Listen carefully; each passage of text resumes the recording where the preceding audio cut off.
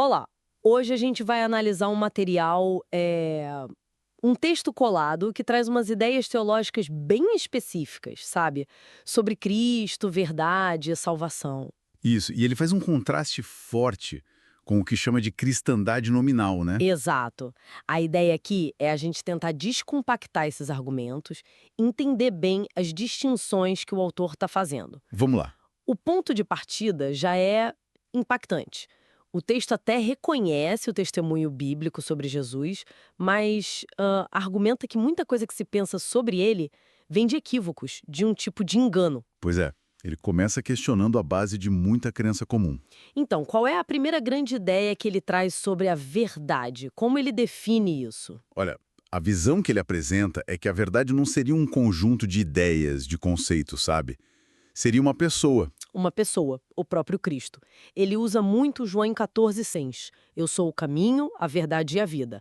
A leitura ali é que Cristo é a verdade, não só alguém que aponta para ela. Ele é o próprio caminho, né? Entendi. Ele encarna a verdade, então, e como isso se liga à crítica que o texto faz a, digamos, certas abordagens teológicas. Ah, aí tá o ponto. A implicação para esse texto é que é, algumas construções teológicas, mesmo bem intencionadas, podem acabar, tipo, desviando o foco da pessoa de Cristo. Tirando o foco do essencial, que seria a pessoa dele. Exato.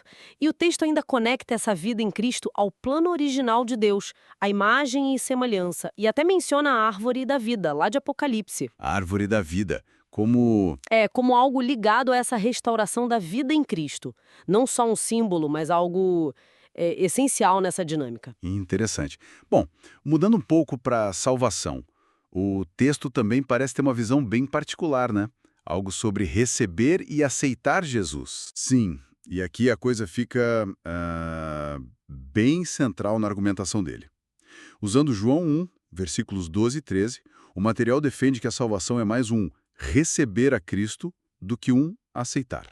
Qual a diferença prática aí, segundo ele? A diferença estaria na iniciativa. A ideia de aceitar poderia sugerir uma decisão autônoma humana, baseada no livre-arbítrio, que o texto contesta.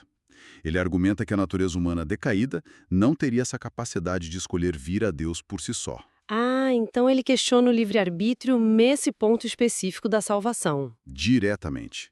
A perspectiva ali é que a pessoa não consegue, por si mesma, iniciar esse movimento em direção a Cristo. Tá, mas então, se não parte da gente, como alguém chega a crer?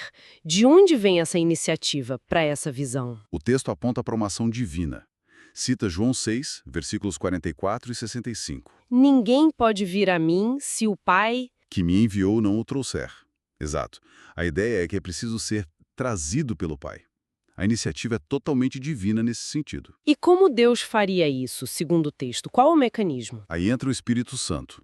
O texto usa João 16, quando Jesus fala que o Consolador convenceria do pecado, da justiça e do juízo. Seria essa ação divina específica que possibilitaria a fé. Entendi. Então, sem essa ação do Espírito, sem ser trazido pelo Pai, seria impossível vir a Cristo, nessa lógica. Exatamente essa é a argumentação apresentada.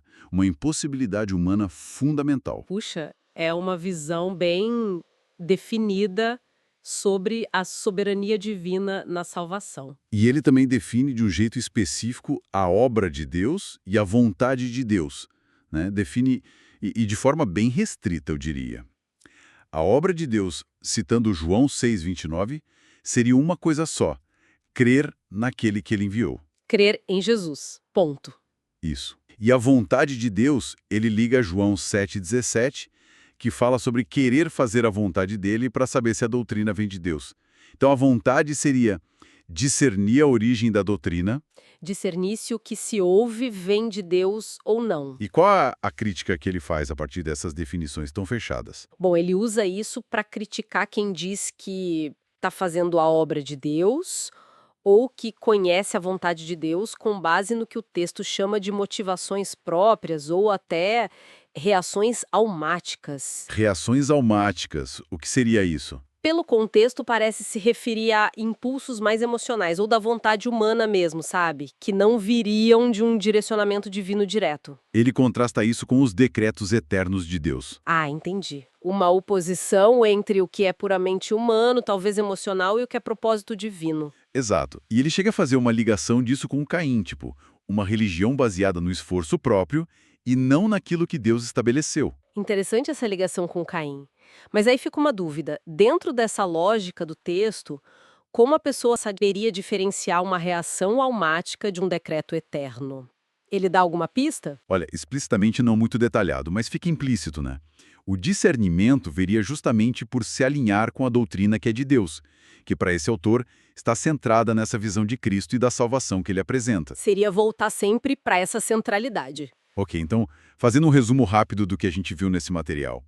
Uma ênfase muito forte em Cristo como a verdade pessoal, não um conceito. Isso. A salvação como algo recebido, iniciado por Deus, questionando o papel do livre-arbítrio humano nesse início. Exato, a iniciativa divina. E definições bem específicas para a obra e vontade de Deus, criticando o que ele vê como o esforço humano ou essas reações almáticas. Perfeito. É um quadro bem distinto do que talvez seja o entendimento mais comum em alguns meios. Com certeza. E para a gente pensar um pouco, partindo só do que o texto colocou na mesa, se a gente leva a sério essa distinção radical que ele faz entre verdade como pessoa versus verdade como conceito, ou entre salvação como presente divino versus fruto do esforço humano, que tipo de prática religiosa ou abordagem da fé essa visão tenderia a validar ou talvez a invalidar dentro do universo que o próprio texto discute? É uma boa pergunta para refletir, né? Como essa visão impactaria a vivência da fé na prática,